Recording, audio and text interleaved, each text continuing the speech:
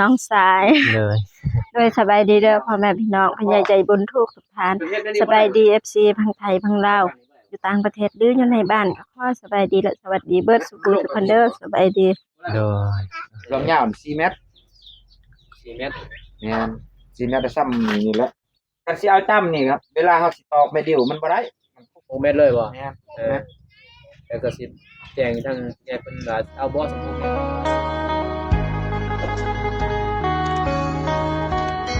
น้องเปิดภาพมาบัดนี้คำมืดจุดแล้วพี่น้องเอ้ยทางเบาสายแล้วก็ทางอ้ายเบาอนุก็ที่เขามาหาน้องอีกครั้งพี่น้องเพราะว่ามีทางสร้างเพิ่นเข้ามาเบาสายก็เลยเข้ามานำอ้ายพี่น้องเพื่อแบบนี้แหละพี่น้องเอ้ยไปกับอ้ายเพื่อยันคำมืดนี่ยังแน่พี่น้องย่านอ้ายไปคนเดียวพี่น้องเอ้ยเลยไปนำกันพี่น้องเข้ามาในนี่เออเข้ามาหาน้องอีกครั้งเพราะว่ามีสร้างอ้ายเดี๋ยวนี้สร้างอันนั้นนะพี่น้องเอ้ยสร้างอิหยังวะอ้ายเพิ่นว่าสร้างแดงพี่น้องเพิ่นก็อายุหลายแล้วพี่น้องเอ้ยทางว่าสายเอิ้นก็เอิ้นปู่เนาะผู้เฒ่านี่แหละพี่น้องเอ้ยก็เอิ้นบ่ถูกพี่น้องเอ้ยก็ขอโทษขออภัยพี่น้องอืมเข้ามาเอื้อนน้องเอื้อนเอื้อยเดิมอีกพี่น้องเอ้ยมื้อนี้มากับอ้ายพี่น้องเอ้ยอ๋อถือว่าของนี่ครบเบิดแล้วพี่น้องมีแต่อ้ายเพิ่นว่าหาสร้างมาอีกอืม นานๆต่างแม่เด้อพี่น้องก่อนอื่นก็กราบทักทายสบายดีพ่อแม่พี่น้องเมิดสุขุสุขคนพี่น้องว่าจะเป็นภายในหรือว่าต่างประเทศก็กราบสบายดีพี่น้องเข้าสู่ช่องเบาสายแนลคือเก่าคือเดิมพี่น้องเอ้ยอ่าตอนนี้ก็เป็นเวลา5 โมงแล้วพี่น้องก็เข้ามากับอ้ายอีกครั้งพี่น้องจากออกไปเมื่อบ่านก็เลยเข้ามาอีกพี่น้องมากับอ้ายอืมแต่ว่าอ้ายเพิ่นยังถ่าย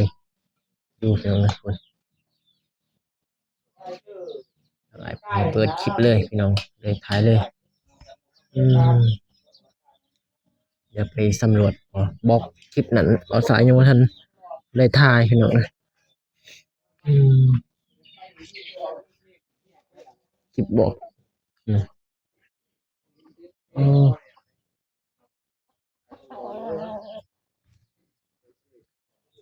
ถือว่าหลายเติบพี่น้องอ้ออืมบอนที่เบาสายหมางมื้อน่ะ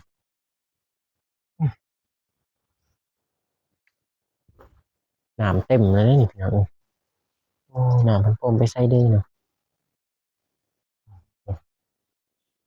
น้ำล้นเลยพี่น้องเอ้ยเนาะบอนที่เดิมจะตั้งเรือนครัวพี่น้องอืมอืม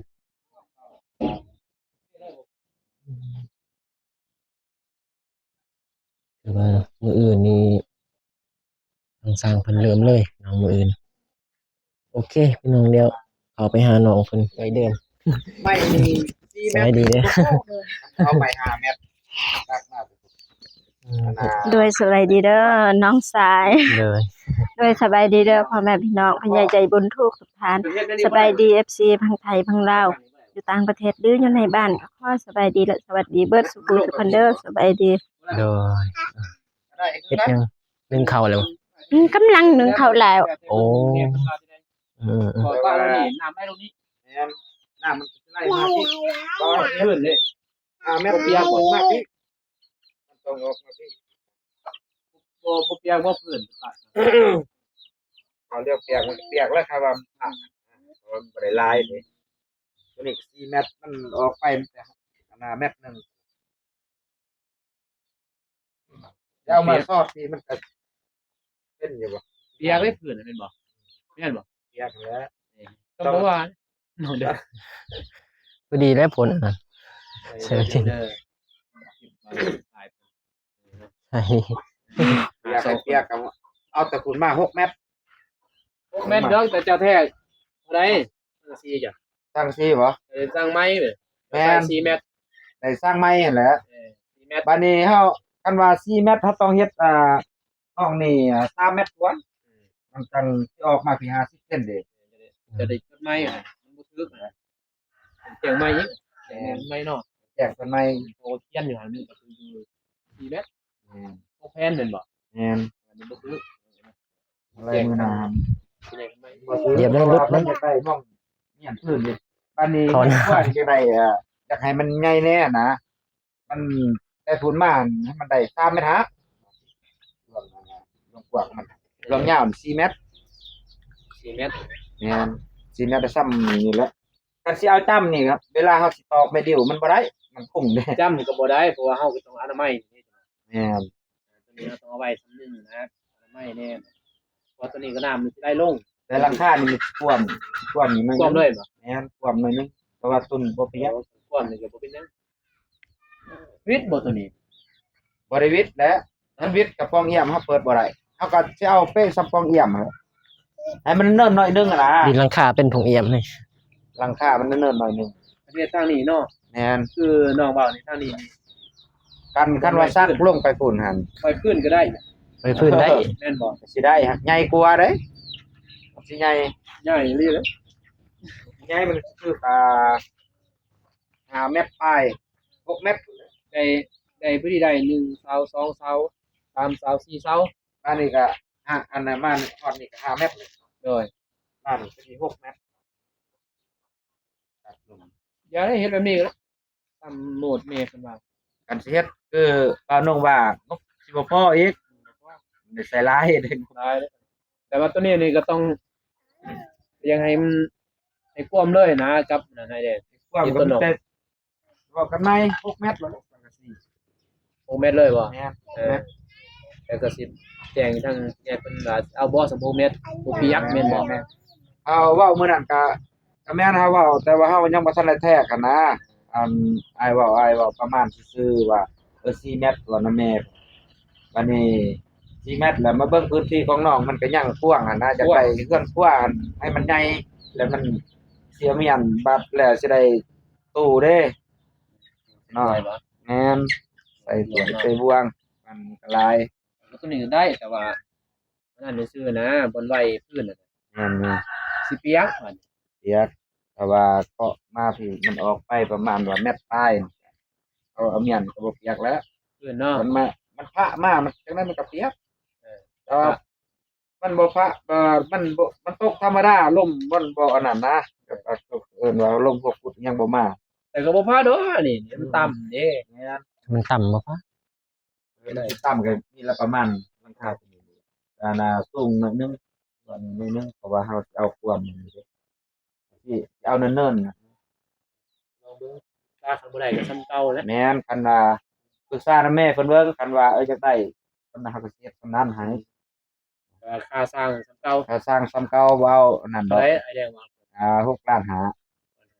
พื้นหรอกเดือนว่าเพราะว่า ได้เว้ากับแม่ เบาลงนี่บ่ฮู้เลยพี่น้อง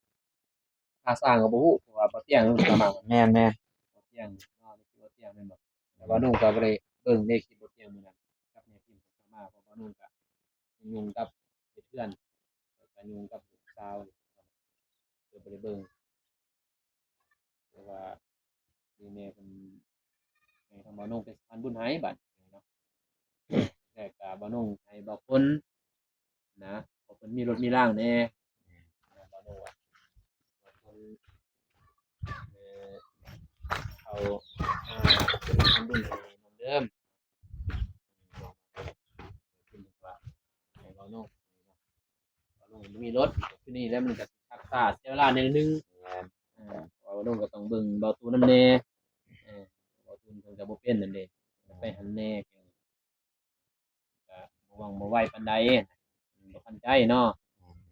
ทันใจปลูกบ่ได้แต่เบานุ่งก็เฮ็ดได้ก็ได้เฮ็ดอยู่แล้วถ้าปลาคนแล้วก็ต้องมาเฮ็ดทำก็มาเฮ็ดแต่ว่ามันมีก็มาโลดคือได้นี่มีเล็กมีปูนน่ะเบานุ่งโตที่เราสร้างอยู่มีมาเลยไปเอาเงินไป3 ล้านป้ายเงินเพิ่นก็12,000เพิ่นว่าประมาณ2,150 125 บาทนี่แหละ มีกับมือเนาะไอแดง แม่น เห็นเลย ลงมือมาเฮ็ดได้ แต่ว่าทางประตูนี่จังมือไป ประมาณอีก3มื้อที่สี่ไปเพราะว่าป้าให้มันแข็งก่อนแม่น สามหัวท่านนี่ก็แล้วเด้เนาะ แล้ว พ่อบอก บอก เรือไปจัก ว่ามัน ไม่ได้ มันเรื่องเฮาก็สิได้ใส่นี่เด้เป็นว่าคือเทกะลางให้เทกะลาง บอกอยู่ไหน แม่นไอ้ไล่อัน300แต่แม่เราว่าจำบ่พอแล้วก็ไล่เอา350แล้วก็ดีคือกันเพราะว่าเราก็ยังสิได้เฮ็ดต่อเด้อยากให้บ่อยากให้มียินนี่นะก็อยากให้เทกะลาง นี่เบิ่นเด้อบ่นี่ แม่นเลย ตัวนี้ก็จ้างต่างบ่ แม่น มา เล เลย ย จางตั้งแล้วตอนนี้เฮารับเฉพาะตัวนี้เนาะเฮายังบ่ทันได้เว้าแล้วกัน คือว่าเฮ็ดเป็นครัวเนาะ แม่น มือไอแดงมาเฮ็ดเลยนี่ไอแดงคุด หมดแล้ว แดงเบิดเลยเนาะเฮ็ดคนเดียวบ่งานแต่ มากับอันนั้นคือเก่ามากับน้องชายคือเก่าเอานาบ่ตุ้ยคือเก่ามาคอยเฮ็ดกัน เบาตุ้ยเฮ็ดเทือนนั่นบ่ แม่นสิมาเฮ็ด เพิ่นทำงานหลายดิ กันบ่ กันเนาะแต่บ่ถึงคิดเพิ่นว่าเฮ็ดเลย2คน เพิ่นดอก ก็ขึ้นเลยตัวนี้นี่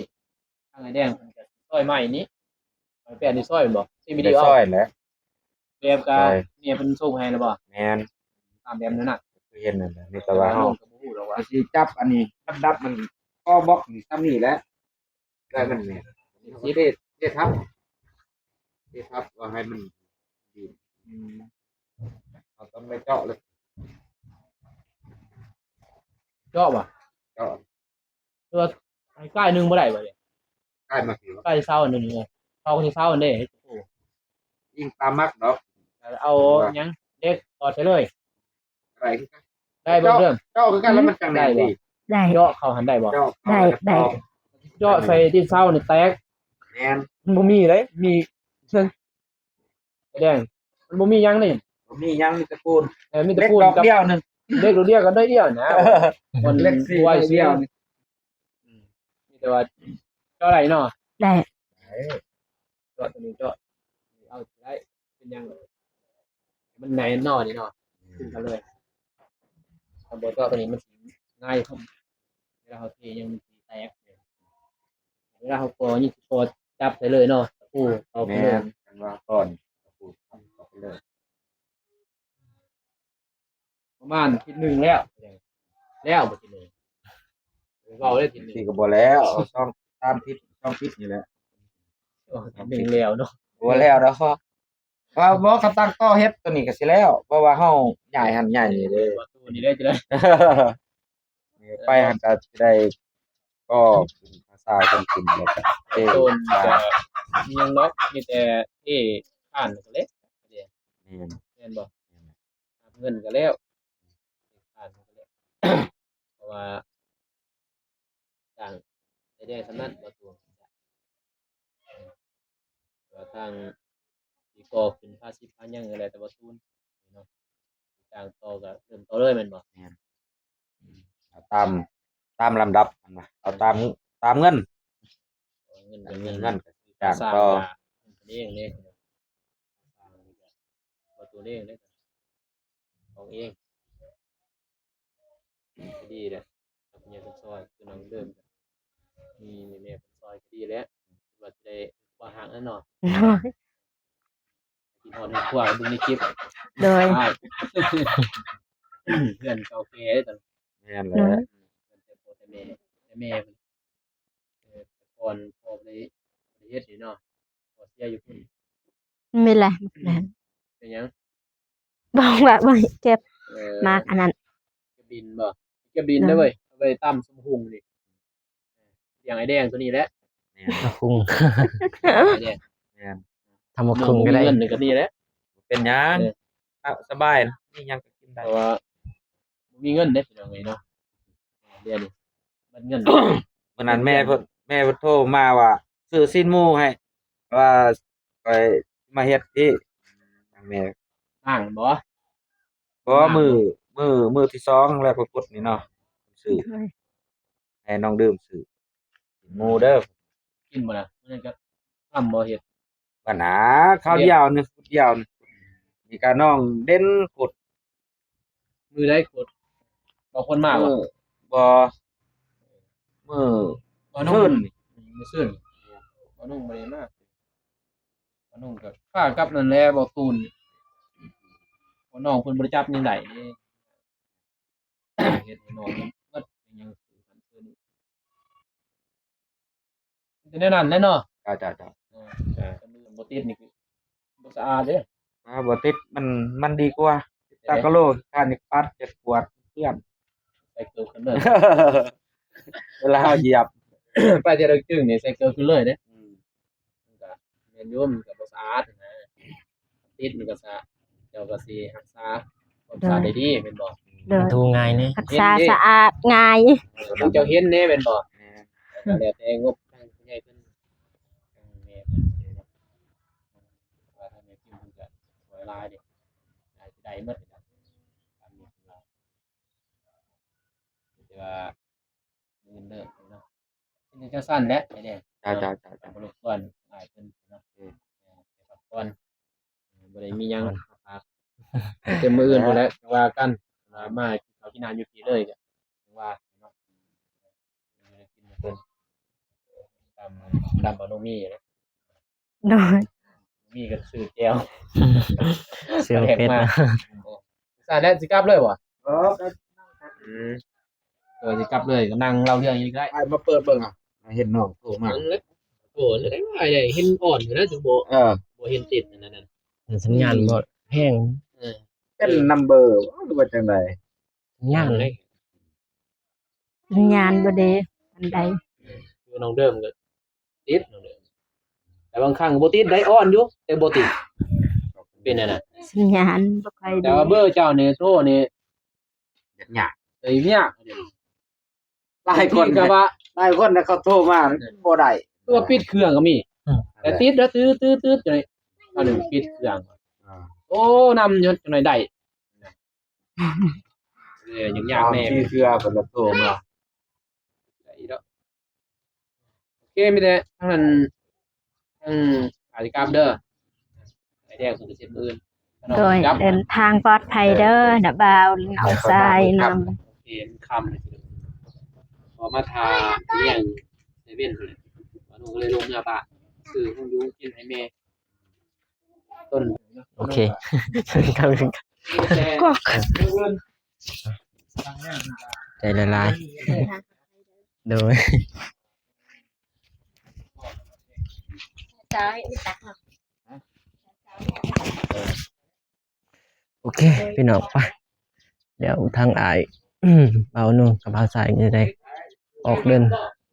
ทางกันเลยว่าค่ำมืดเลยจะเป็นกาตกดินแรกพี่น้องเขามาหาเบิ่งสร้างกับอ้ายสองคนมีแต่สิได้จบคลิปกันเด้อพี่น้องครับเพราะว่าสิได้ออกเดินทางกลับบ้านพี่น้องคนหนึงก็กราบขอบคุณขอบใจ FC เมื่อสักครู่ทุกคนเพราะว่าจะเป็นภายในหรือว่าต่างประเทศก็